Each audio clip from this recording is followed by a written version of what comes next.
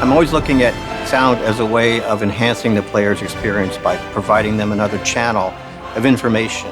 And the more the player understands about what's happening in the game, the more they're going to be able to plan for the future and kind of live in that future time, anticipating just one more turn. Making games is a team effort. We need artists, we need programmers, we need me as a designer. One of the roles that are very important is our sound department, our sound people, our music people. I've worked on many games in my career, and I've yet to find one that has matched the level of care, dedication, and hard work that goes into creating a soundtrack like we do for our Civilization titles. Our composers go through great lengths to make sure that there's authentic melodies, themes, and instruments that are used on these tracks. We work with the narrative team closely if we ever need more help on the research. And it makes sense. We have a bunch of historians working on this franchise. Why not utilize their help for things like sound? When I'm working on a new Civ theme for one of the in-game civilizations, the first process is just immersion.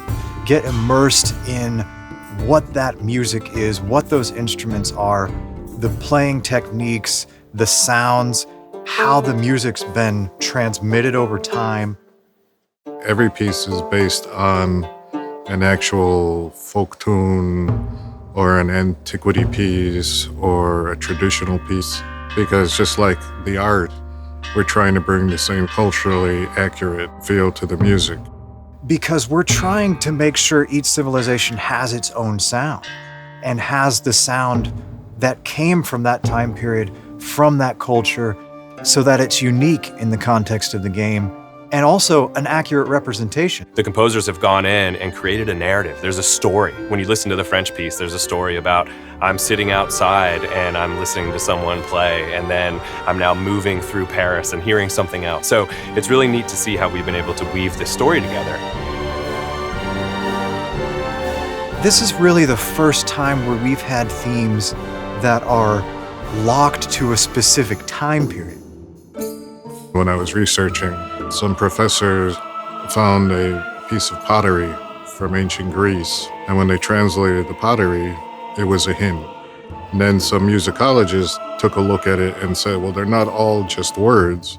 There's other markings there too, and they figured out that they were pitches and durations. So in Civ for ancient Greece, there's actually an ancient Greek tune playing in the soundtrack.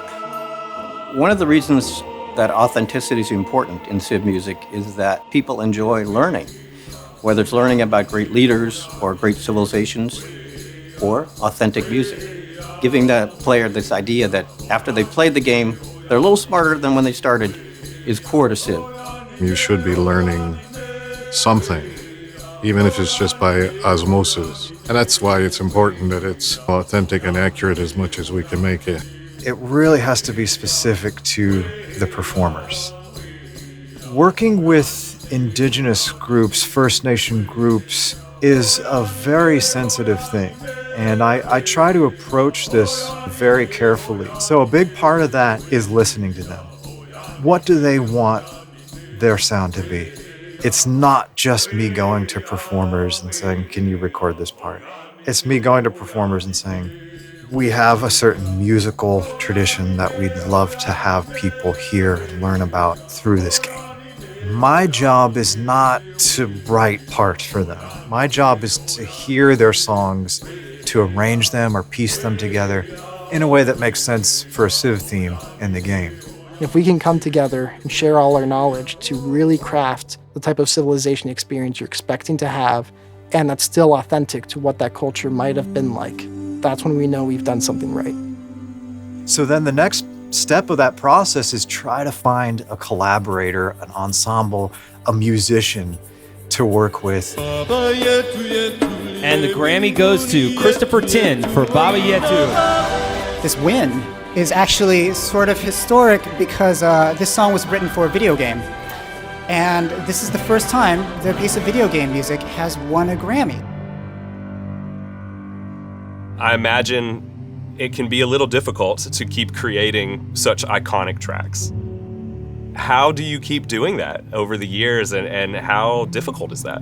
It's no exaggeration to say that, the work that I did on the Civ franchise really put me on the map as a composer. First with Civ 4 and the piece I wrote for that, Baba Yetu, but then Civ 6 and now Civ 7. People say Baba Yetu or Sonia de Volare are sort of like these anthems to humanity. Well, that's because Civ, in a way, is an anthem to humanity. And, the way that I actually approach writing these themes is often I look into the game itself and I say, what is this game telling me right now? Finding something, some excerpt from some great work of literature that really screams to me and says, this is what this game is about. And so we found quotes from Beowulf, and we found something from the Popol Vuh, and then we found something from the Ramayana. And they're all sort of related in a way to this idea of do something with your life, leave your mark in history. And we decided to set all those texts within the context of the main theme, and that was pretty challenging to do.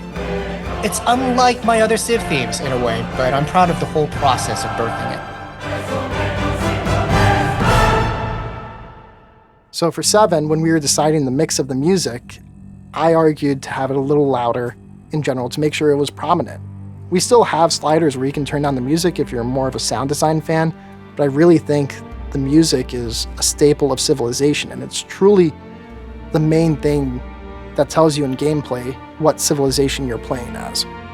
We're trying to make it as real for you as possible.